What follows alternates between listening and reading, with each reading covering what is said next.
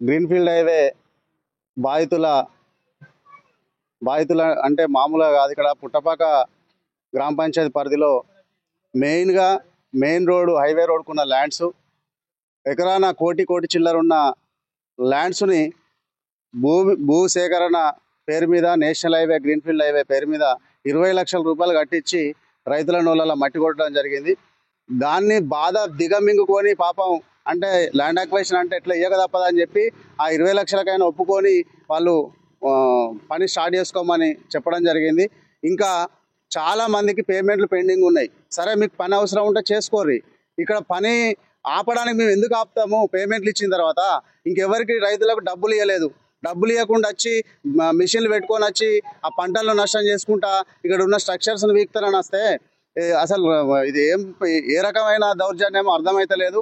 ఈరోజు పేమెంట్ పడని వాళ్ళందరూ వచ్చి అడ్డుకొని మొత్తం వర్క్ను ఆపితే ఇలా పోలీస్ ప్రొటెక్షన్ తీసుకొచ్చి రెవెన్యూ డిపార్ట్మెంటు వాళ్ళు ఎవరు కాంట్రాక్టర్ వాళ్ళు వచ్చి అడ్డుకొని చాలా వాళ్ళని జీబులో ఎక్కించుకొని పోలీస్ స్టేషన్కి తీసుకెళ్లడం జరిగింది.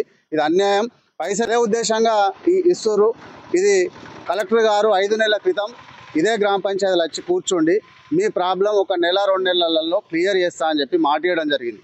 దాని ప్రకారంగానే వాళ్ళ టీమును పంపించిండు. రీఎస్టిమేషన్లు కానీ ప్రతిదీ వాళ్ళు టీము చేసుకొని పోయారు.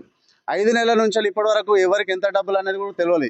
ఆఫీసుల చుట్టూ తిరుగుతూ ఆఫీసులో కూడా కరెక్ట్ రెస్పాన్స్ సమాధానం లేదు.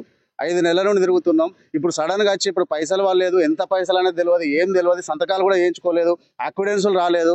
మీరు డైరెక్ట్ వచ్చి పని చేస్తాను అంటే ఇది ఎంతవరకు న్యాయమో మీరు గమనించాలి.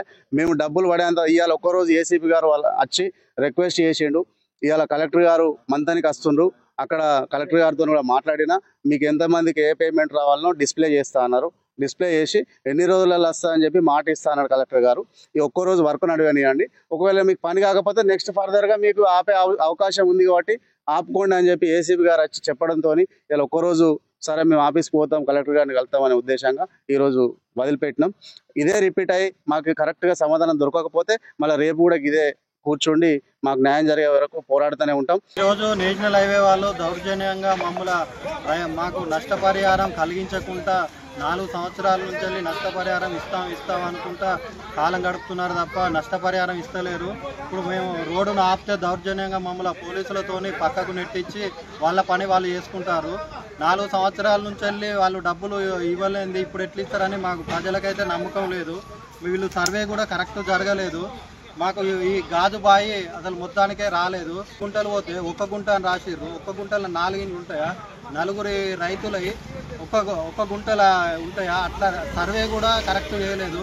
6 లక్షలు వేసారు. ఇంకా మిగతా డబ్బులు కూడా వేయలేదు. 20 లక్షలు ఇస్తా అని కలెక్టర్ గారు ఒప్పుకున్నారు.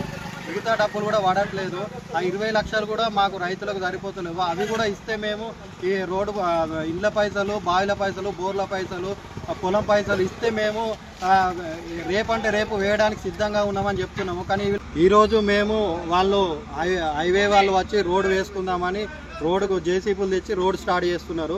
మేము వద్దని చెప్పి మాకు డబ్బులు పడ్డాక మీరు చేసుకోరు అని చెప్పి మేము అడ్డుపడితే పోలీసుల ద్వారా పోలీసులను తెప్పించి మమ్మల్ని అందరినీ ఎటోలన్నట్టు తీసేసి చిన్నపిల్లలు కూడా చూడకుండా వాళ్ళను కూడా జీబులలో ఎక్కించుకొని బలవంతంగా కొట్టుకుంటూ వాళ్ళను తీసుకుపోవడం జరిగింది. పాపం అతనికి 3 ఆడపిల్లలే. అతన్ని 20 మంది పోలీసులు కాళ్ళు రెక్కలు పట్టి గుంజుకొని పోవడం జరిగింది. ఆయనకేమైనా జరిగితే వాళ్ళ కుటుంబాన్ని ఆదుకునేటోళ్ళు ఎవరు ఇట్లా చేస్తున్నారు. మా భూములు తీసుకొని మాకు డబ్బులు ఇచ్చి మాకు నష్టపరంగా కలిగించి మీ పని మీరు చేసుకోవచ్చు కదా అని మా యొక్క ఆవేదన. అసలైన తొలి వెలుగు. ఫాలో వాట్సాప్ @తొలి వెలుగు official.